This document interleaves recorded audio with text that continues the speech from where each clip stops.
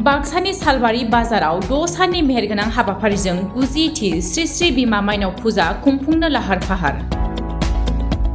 बाक्सानि सालबारि महकुमानि बेन्दोङाव थानाय सालबारि बिमा माइनाव फुजासालिनि सिथ्लायाव सिगां बोसोरफोरनि बायदिनो देग्लायबो 28 अक्ट'बरनिफ्राय 2 नबेम्बरसिम 6 साननि मेहेरगोनां हाबाफारिजों खुंफुंनाय जागोन श्री श्री बिमा माइनाव फुजा। गुबुन गुबुन हाबाफारिफोरनि जोबथारनायनि मोनायाव हारिमु मोनाबिलिनि हाबाफारि लानाय जादों। बे हाबाफारियाव गोसोखां हारिमु दिन्थिफुंनायखौ संप्रभानि बर' आरो बुयापारा रेन्ज मावख'नि आइसि कामेस्वर बर'आ बेखेवगिरि महरै बाहागो लागोन। गासै रायजो राजाफोरनि हेफाजाब मोनगोन आरो बाहागो लागोन होननानै आसा खालामदों खुंफुं आफादनि आफादगिरि आरो नेहाथारिफोरा।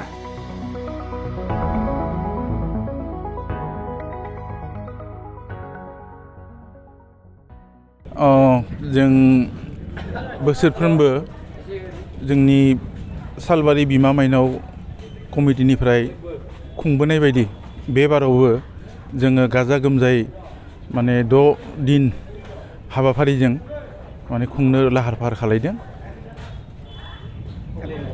थांनाय बोसोरावबो बेबायदिनो सानबानि हाबाफारि लानानै जोबोद गाजा गोमजायै खुंबोदोंमोन। दा एबारबो जों बेबायदिनो खुंनायनि मोनसे लाहार फाहार खालायदों आरोखि। सरकाराथ' जोंनो खायसे नियम खानानै होदो, बे नियमनि गेजेरजोंनो जोङो खुंफुंनो थाखाय लाहार फाहार खालायदों आरोखि। सरकारनि नियमनि बारगा जों मावनो सानाखै। दा खाथियावनो असि साराबो जोंखौ बिथोन होखादो, बेबायदिनो जोङो साखा फारा जादों। बेखौनोथ' जों खोब सिन्था खालायनो गोनां जादों। जोंनिफ्राय जों टटेलि एखेबारे स्ट्रंलि बेखौ होबथानायनि मोनसे राहा लादों। जोंहा भलन्टियार्सफोरबो थागोन, फारसेथिं डिपार्टमेन्टनिफ्रायबो जोङो खावलायदों। दा बेखौ जोङो खमसे खम फारलंसेसोनि गोजान गोजान साहा खोला सानजा सोनाब जोंनि भलन्टियार्सफोरखौ सांग्रांथि खालायनानै जों लाखिगोन। आरो बिनिफ्राय जोंहा माइकजोंबो जोङो डिक्लेयार होबाय थागोन, जाहाथे फेग्रा मुवा बा फेग्रा माबाफोरखौ लानानै जाहाथे गन्दगल खालायनो हाया, बेखौ जोङो सांग्रांथि लाखिनायनि कारनै माइकजों फोसावना होगोन आरोखि। जों माखासे बिथिं नायोब्ला माखासे दखान फाहाराव फोरबोनि मुङाव माखासे फेग्रा मुवाखौबो फाननायखौ नुनो मोननाय जायो। बे समाव नोंथांमोना माबायदि सांग्रांथि खालामो? जों बे बेलायाव जों जोबोद एलार्ट जादों, स्ट्रिक्टलि जों एलार्ट खालायदों, जाहाथे बे जानो हाया। जोंनि कमिटिनिफ्रायनो जों बेखौ एखेबारे लागोन आरो बेबस्था लागोन। दिनै जोंनि 90थि जितु बिमा माइनाव फुजा, बे बिमा माइनाव फुजाखौ जों सिबिनायजों लोगोसे जाहाथे एरियायाव खौसेथि गोजोन जों लाबोनो हायो रायजोनि गेजेराव, जों बेखौनो हास्थायदों। जोंथ' दा 6 दिनिया फुजा फोरबोखौ जोङो खुंफुंनो थाखाय जिखिनि जोङो साखाफारा जानांगौ, बेखिनि साखाफारा जोंहा एलार्ट जाखाना दङ। आरो जोङो प्रखाखननि बिथिंनिफ्रायबो जोङो गोबां हेल्प मोनगोनखौ बिथांमोना जोंनो होदों।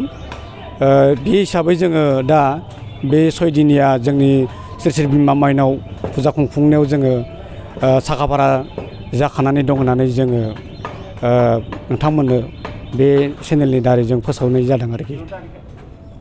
बेथ' जोंनि बोसोरफ्रोमबो नियमखा जोंहा, जे जोंनि फुजानि बे बाउन्डारियाव जेसेबां दखानिफोर दं, बे फुजानि सिगां बे निजा दखानखौ सेफायना लांनांगौ। आरो फुजा बायनायनि उनावहाय आरो गोदानै जों बिथांमोननो बे दखान होनो सुबिदाखौ होफिननाय जायो आरोखि। सियर बोसोरफ्रोमबो जोंनियाव बेबायदि सालबारियाव लोब लोब रायजो राजाफोरा फैनानै जोंनि फुजाखौ जाफैयो।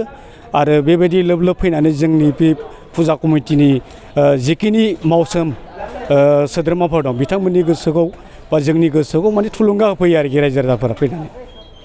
थिनाय हिसाबैथ' दा जोंहा मिना बाजारबो थाहैबाय, आरो टुरिं सिनेमाबो थाहैबाय। आरो दा जोंनि बेहाय जोङो 6 दिननि हाबाफारियावहाय जोङो फार्स्ट 28 अक्ट'बर खालि जोंहा मेथाइ मोसानाय कम्पिटिसन दं। आरो बिनि उनावहाय जोंहा बर' फालानै खुला गान दं, एसामिस खुलागान फालानै दं आरो जोबखालि 2 अक्ट'बर खालि जोंहा माने प्राइज डिस्ट्रिबिउसन बान्था राननायजों लोगोसे बिथांमोनखौनो बान्था मोनगिरि बिथांमोनखौनो जोङो मोसानो खाबु होबावगोन आरो बेहाय जोंहा हांख्रायनानै लिंहरजानाय माने आर्टिस्टफोर दं आरोखि गोबां बेहाय जोङो फुजा बेखेवनो थाखाय जोङो हांख्रायनानै जोङो लाबोदों जों लकेल MLA बिथां जोंहा भबानिपुर समस्तिनि MLA बिथाङा फैगोन आरो लोगोसे जोङो बे संगित बे कम्पिटिसन बादायलायनायाव जोंहा कामेस्वर बर' रेन्जार बिथांखौबो जों हांख्रायनानै लाबोदों आरो बेहाय जोंहा रेडिअ आर्टिस्ट किसुमान लकेलनिबो थागोन आरो बेबायदिनो जोङो बे गुबुन गुबुन हाबाफारियावहाय बेखेवनाय हाबाफारियावहाय जोंहा सिभिल एसडिअबो थागोन आरो एसडिपिअ थागोन बिथांमोना आरो जोंहा मेडिकेल हिसाबै जोंहा जोंनि महकुमानि सावस्रि बिफाननि अफिसार बिथां मानब चौधुरी बिथाङाबो थागोन आरोखि बे जोंनि थाखाय एखेबारे माने जाफुंसार जागोनखौ जों मिजिंथिदों आरोखि